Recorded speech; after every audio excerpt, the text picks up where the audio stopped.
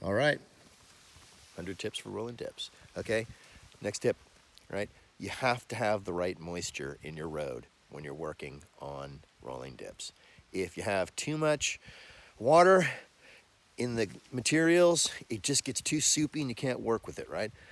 Think of it like kind of like a clay pot in pottery class, right? If you if it's too wet, it's too sloppy, it won't hold its form, right? If it's too dry, it can be too brittle, and similarly, it won't hold its form. But there's a sweet spot right in the middle, right? Where it just has just the right moisture content, where you can mold it to the shape you want and it'll hold that form, right? That's the way that you want your material to look, right? So here, let's take a look at a couple things here, little field indicators, right? So look down here.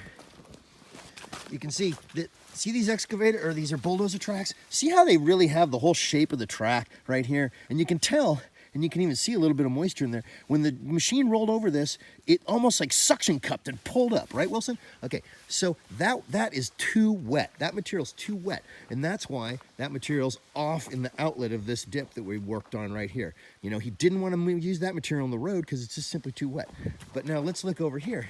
Here's the excavator tracks from just track walking, you know, at the end of the dip here. And you can see that it's not suction cupping up or anything. Yeah, it's leaving a print, but that's good. That means it's forming, it's compacting and forming like we talked about, right?